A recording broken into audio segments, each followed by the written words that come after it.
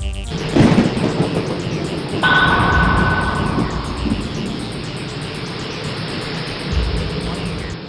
to WrestlingFigs.com here at San Diego Comic-Con. My name's Tim Ash, joined none other than Rob Van Dam. How you doing, RVD?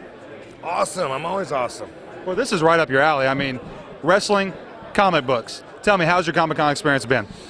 It's been good.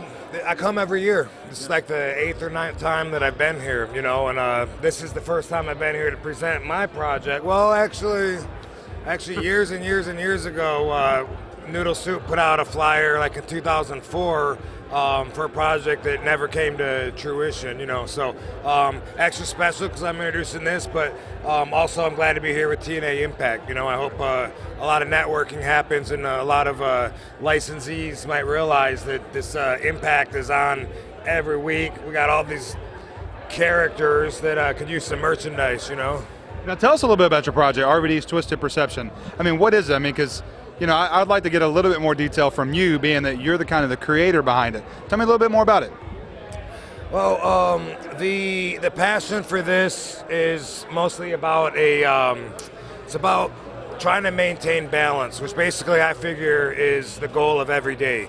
You try and keep as balanced as you can, regardless of what crosses your path, all the stresses that come into play, and you try not to let it drive you crazy. So, I thought, being such a positive, laid-back guy, such an advocate of peace, but yet also being attracted to action and being a fighter like myself, I thought about, you know, situations, real-life situations that could really throw my balance off, you know, like, for instance, being obligated to take action that could maybe get my hands dirty.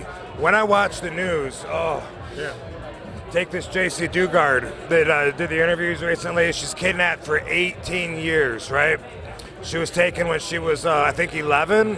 And then, you know, that's a little girl. Yeah. And I think about the grief that her family must have been through for this to happen. And unfortunately, it's almost all the time now, you know. But this motivated me because I thought, you know what? As peaceful as I am, as nice of a guy as I am, if I could get my hands on that guy, is it Philip Gerardo? Yeah, I think it's Gerardo. I would want to seriously, like, bash his face over and over with everything I have until his head looked like a smashed pumpkin in the road after Halloween. Right. And I don't like feeling like that, but when I see that monster and that negative, dark energy, it brings something out of me to meet it. Right. That's what Twisted Perception is all about. That's pretty cool. I mean, it's a good twist for you to be able to release a little bit of your anger, that, you know, because you are an easygoing guy, from what I understand. I am, and it's like, you know, it could seem good prospectively to release some anger, or it could be like releasing a beast. Right. You know what I mean? And honestly, like, say I'm in an elevator. The door's closed. You know how private that is? You're in there with somebody else.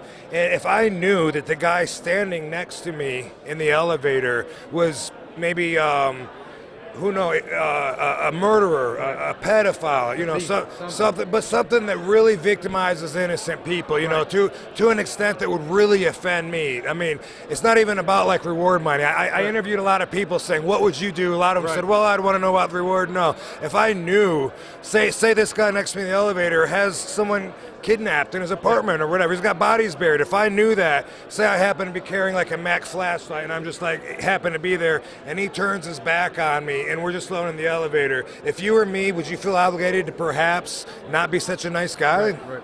Well, you almost be a hero at that point. Well, you're acting you're acting out of decency, but you're also doing a very bad thing. So that's the you know, it depends on the perspective that you take and your perception of what's going on there.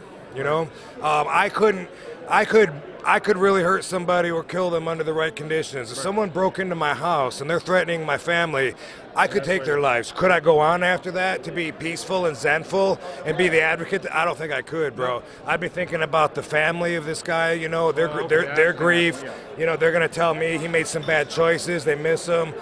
I'm a nice guy, I guess, you know, but I have compassion, and those who seem to act without compassion, I just want to destroy them, you know? That's pretty cool. I like the idea. I like the concept. Let's talk wrestling for a quick moment. You come out here, You come to Comic-Con, you have droves of wrestling fans that come out to see you guys. Awesome media presence show up for you guys. Tell me, what does wrestling mean to you?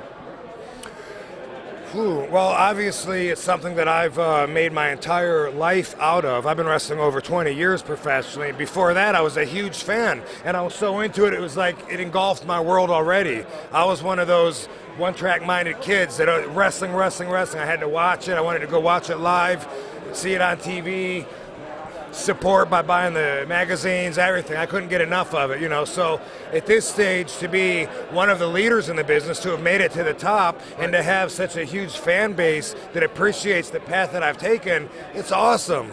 Wrestling means the entire world to me. Well, I appreciate taking time. I know you're busy. Congratulations on the success of this, and hopefully you get another title shot here soon, take over everything you need. That's right. Hopefully that's on the path of RVD, the whole effing show.